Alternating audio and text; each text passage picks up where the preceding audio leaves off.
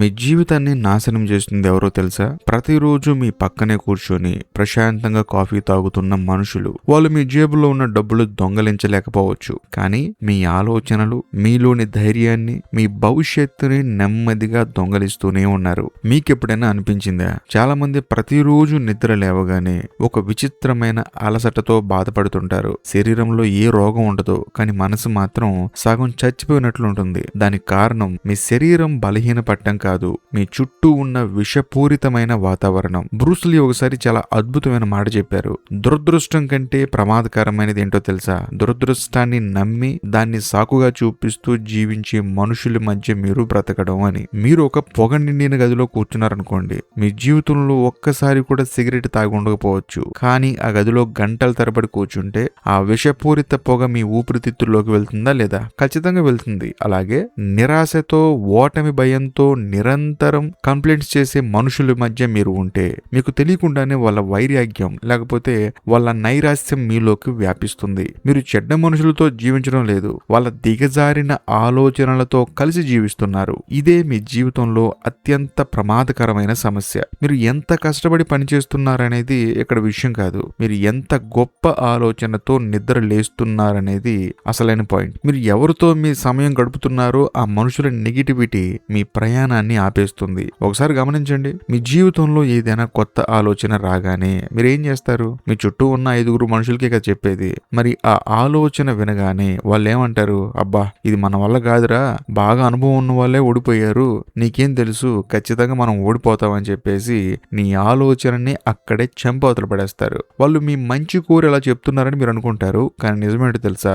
వాళ్ళ భయాన్ని, వాళ్ళ ఓటమి మీ మీద రుద్దేస్తున్నారు. మీలోని ఆత్మవిశ్వాసాన్ని మెల్లమెల్లగా హత్య చేస్తున్నారు. నరకం అనేది ఎక్కడో చనిపోయినాక వచ్చే ప్రదేశం కాదు. మీ జీవితంలో ప్రతిరోజు మిమ్మల్ని ముందుకు పోనివ్వకుండా మీ కలల్ని చిన్నవిగా చూసే మనుషుల మధ్య ఉండటమే అసలైన నరకం. వాళ్ళు మిమ్మల్ని భౌతికంగా చంపరు, కానీ మీలోని పట్టుదలని, మీలోని పవర్ ని పాయిజన్ చేసి చంపేస్తారు. బ్రూస్ లీ దృష్టిలో బలం అంటే కేవలం జిమ్కి వెళ్ళి బాడీ పెంచడం కాదు, మీ మనసుని నాశనం చేసే ఇటువంటి విషపూరితమైన వాతావరణం నుంచి బయటికి నడిచే ధైర్యం తెచ్చుకోవటం. బాధాకరమైన విషయం ఏంటంటే చాలా మంది ఈ జైల్లోనే బ్రతుకుతున్నారు. ఆ జైలు తాళం చెవి వాళ్ళ చేతుల్లోనే ఉన్నా బయటికి రావడానికి భయపడుతున్నారు. ఎందుకు తెలుసా? ఆ అలవాటైన నెగిటివ్ ప్రపంచమే వాళ్ళకి ఒక రకమైన సేఫ్ జోన్ లా మారిపోయింది. మీరు రోజువారీ జీవితంలో శత్రువుల గురించి పదే పదే భయపడుతుంటారు, కానీ అసలైన ద్రోహులు శత్రువుల రూపంలో రారు. వాళ్ళు మీ మిత్రుల రూపంలో, మీ శ్రేయాభిలాషుల రూపంలో పక్కన కూర్చుంటారు. వచ్చి వాళ్ళు మీ మీద దాడి చేయరు, కానీ మీ గమ్యాన్ని, మీ ఆలోచన పరిధిని కుచించుకుపోయేలా చేస్తారు. విషయం అనేది కేవలం నోటి ద్వారా మాత్రమే శరీరంలోకి వెళ్ళదు. చెవుల ద్వారా విషయం వెళ్తుంది, కళ్ళ ద్వారా విషయం వెళ్తుంది, మీరు రోజు వినే మాటల ద్వారా కూడా మీ మనసులోకి ఆ విషయం ఎక్కుతుంది. మీ చుట్టూ ఉన్న మనుషులు రోజు ఏమంటారో ఒకసారి ఆలోచించండి. దేశం పాడైపోయింది, మన రాతెంతే, ఎంత కష్టపడినా ఏం మారదు. ఈ ఒక్కొక్క మాట మీ లోపల ఒక విత్తనంలా నాటుకుపోతుంది. ఆ విత్తనం మెల్లగా పెరిగి ఒక పెద్ద నైరాశ్యపు అడవిలా మారిపోతుంది. బ్రూస్ లీ ఎప్పుడు ఒక మాట చెప్పేవారు, నన్ను ఎవరూ ఓడించలేరు, ఎందుకంటే నా మనసుని ఇతరుల భయాలకు జైలుగా మార్చడానికి నేను ఒప్పుకోను అని. కానీ మీరేం చేస్తున్నారు? ఇతరుల భయాలను, ఇతరుల అజ్ఞానాన్ని మీ జీవిత నియమాలుగా మార్చేసుకుంటున్నారు.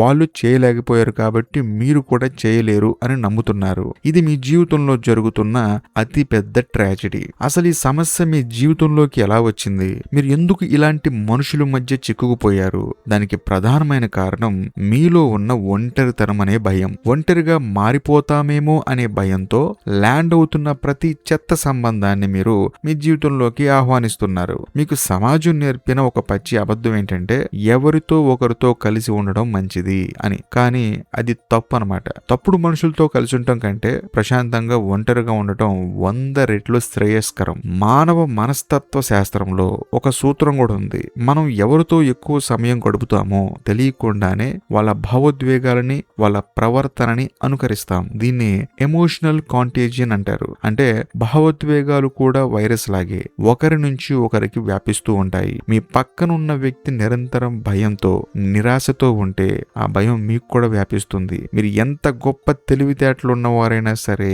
వాతావరణం ప్రభావం మీపై ఖచ్చితంగా ఉంటుంది. మన సంస్కృతి, మన సమాజం మనల్ని చిన్నప్పటి నుంచి ప్రతిదానికి సర్దుకుపోవడం నేర్పించాయి. సర్దుకుపోవాలి, వాళ్ళు మన వాళ్ళే కదా, అలా వదిలేయకూడదని చెప్పేసి మనల్ని మనమే మోసం చేసుకుంటున్నాము. కానీ బ్రూసులు ఏమంటారో తెలుసా, మీరు వాతావరణానికి బానిస కాకూడదు, వాతావరణమే మీకు అనుగుణంగా మారాలి. ఒకవేళ చుట్టూ ఉన్న పరిసరాలు మిమ్మల్ని నాశనం చేస్తుంటే అక్కడి నుంచి తప్పుకోవడం పిరికితనం కాదు, వివేకం. చాలా మంది మనుషులు చెడ్డ వాళ్ళు కాకపోవచ్చు, కానీ వాళ్ళ ఆలోచన పరిధి చాలా చిన్నది, చెడ్డది. వాళ్ళు కన్న కలలు చిన్నవి, వాళ్ళు చేసే ప్రయత్నాలు దిగజారినవి. అలాంటి చిన్న ఆలోచనలున్న మనుషుల మధ్య మీరుంటే మీ రెక్కలు కూడా కత్తిరించబడతాయి. వాళ్ళు మీ పరిమితులను నిర్దేశిస్తారు. నువ్వు ఇంతవరకే చేయగలవు, అంతకంటే ఎక్కువ ఆశపడకు అని మీ మనసులో ఒక భయాన్ని నాటుతారు. మీరు క్రమంగా మీ అసలైన శక్తిని మరిచిపోయి వాళ్ళలాగే ఒక సాధారణ జీవితానికి అలవాటు పడిపోతారు. మరో ముఖ్యమైన విషయం ఏంటి తెలుసా, మనుషులు ఎప్పుడూ తమని తాము సమర్థించుకోవడానికి చూస్తుంటారు.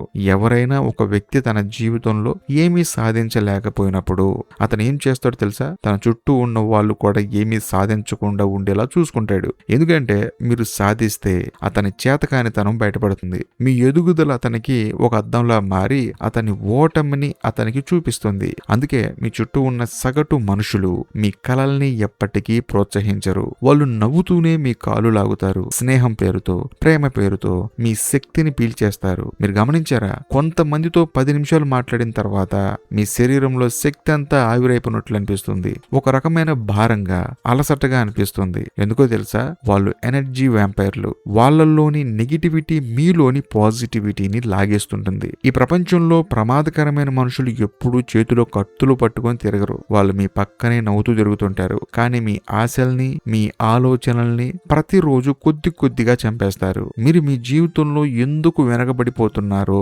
ఇప్పుడైనా అర్థమవుతుందా? మీ దగ్గర టాలెంట్ లేక కాదు, మీ పక్కనున్న వాళ్ళు మిమ్మల్ని ఎదగనివ్వటం లేదు. మీరు ప్రతిరోజు చేసే అతిపెద్ద పొరపాటు ఏంటో తెలుసా, బాధలో ఉన్న వారికి, మారాలని లేని వారికి మధ్య ఉన్న తేడాన్ని గుర్తించలేకపోవడం. బ్రూస్లీ ఫిలాసఫీ ఇక్కడ చాలా స్పష్టంగా క్లారిటీ ఇస్తుంది. దీని ఉద్దేశం కష్టాల్లో ఉన్నవారిని, పేదవారిని లేదా నిరాశలో ఉన్నవారిని దూరం పెట్టడం అని కాదు. ఒక వ్యక్తి కష్టంలో ఉండి ఆ పరిస్థితి నుండి బయటపడటానికి పోరాడుతుంటే అతనికి సహాయం చేయడం బలం. కానీ ఒక వ్యక్తి ఏమీ చేయకుండా ప్రతిదానికి ప్రపంచాన్ని నిందిస్తూ తన నిరాశని ఇతరులకు కూడా వ్యాపింపజేస్తుంటే అతని నుంచి దూరంగా జరగడం ఆత్మరక్షణ. మనుషులు మారడానికి సిద్ధంగా లేనప్పుడు మీరు వాళ్ళని మార్చాలని అనుకోవటం మీ అమాయకత్వం. మీరు ఎంత ప్రయత్నించినా మునిగిపోతున్న ఓడని కాపాడలేరు. పైగా మీరు కూడా దాంతో పాటే మునిగిపోతారు. సమాజం మిమ్మల్ని బంధించేది భౌతికంగా కాదు, మీ ఆలోచనల ద్వారా. ఇది మన సంప్రదాయం, మన స్థాయి ఇది, మన కుటుంబంలో ఎవరు ఇలా చేయలేదు, నువ్వు చేస్తే ఓడిపోతావేమో అని చెప్పేసి అంటూ ఉంటారు. ఈ వాక్యాలన్నీ మీ చుట్టూ కట్టిన అదృశ్యమైన గోడలు. ఈ గోడలను కట్టింది మీ శత్రువు కాదు, మీ చుట్టూ ఉన్న మనుషులే. వాళ్ళు ఆ గోడల లోపలే బ్రతికారు. మిమ్మల్ని కూడా ఆ గోడ లోపలే బ్రతకమంటారు. ఈ గోడల్ని బద్దలు కొట్టుకుని బయటికి రావడానికి ఎంతో ధైర్యం కావాలి. అందుకే చాలా మంది ఆ గోడల మధ్య ఉండిపోవడానికి ఇష్టపడతారు. కానీ మీరు అలా ఉండిపోవాలా? మీ జీవితానికి మీరు మాత్రమే బాధ్యులు అనే సత్యాన్ని మాత్రం గుర్తుపెట్టుకోండి. ఎందుకంటే ఇక్కడ ఎవ్వడూ మనల్ని నాశనం చేయలేడు, ఇక్కడ ఎవ్వడూ మనల్ని బాగు చేయలేడు. ఏది చేసినా అంతా మన స్వయంకృతమే. ఈ రోజు నుంచి మీ జీవితాన్ని ఒక కొత్త కోణంలో చూడటం ప్రారంభించండి. విధిని మార్చటానికి ముందు మీ చుట్టూ ఉన్న వాతావరణాన్ని మార్చండి. మీరు రోజుకి ఎక్కువ సమయం గడిపే ఆ 5 మనుషులు ఒకసారి సరిచూసుకోండి. వాళ్ళ ఆలోచన విధానం ఎలా ఉంది? వాళ్ళు అవకాశాల గురించి మాట్లాడుతున్నారా లేక నిరంతరం సమస్యల గురించే ఏడుస్తున్నారా? వాళ్ళ సంభాషణల్లో ఆశ ఉందా లేక అంధకారం ఉందా? మీ ఆలోచనల స్థాయి పెరగాలంటే మీ చుట్టూ ఉన్న మనుషుల స్థాయి పెరగాలి. పుస్తకాలు చదివే వాళ్ళతో కూర్చోండి, మీ ప్రశ్నలు మారుతాయి. గొప్ప కలలు కనే వాళ్ళతో సమయం గడపండి, మీ జీవితం పట్ల మీకున్న దృక్పథం మారుతుంది. కష్టపడే పట్టుదల ఉన్న వాళ్ళ పక్కన నిలబడండి. మీ అసలైన శక్తి ఏంటో మీకు అర్థమవుతుంది. మనసు అనేది ఒక దేవాలయం లాంటిది. అందులో మీరు ఎలాంటి ఆలోచనలు నివసింపజేస్తూ ఉంటారో దాన్ని బట్టే మీ జీవితం కూడా ఉంటుంది. మీరు ప్రతిరోజు పూల తోటను పెంచుతున్నారా లేక ముళ్ళ అడవిని పెంచుతున్నారా అనేది మీ చేతుల్లోనే ఉంటుంది.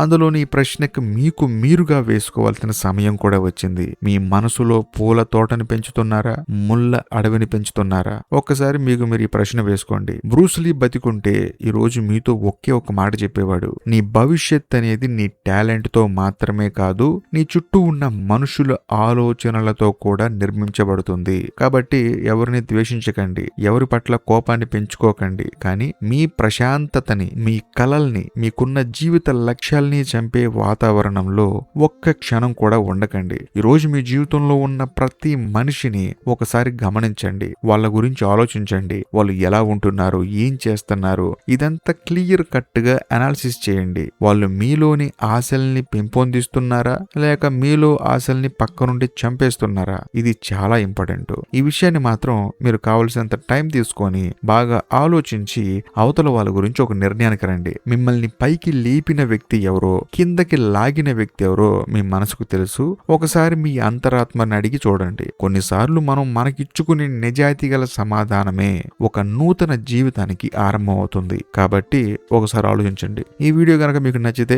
ఖచ్చితంగా కామెంట్ చేయండి. మీ కామెంట్ కోసం వెయిట్ చేస్తూ ఉంటాను. బాయ్.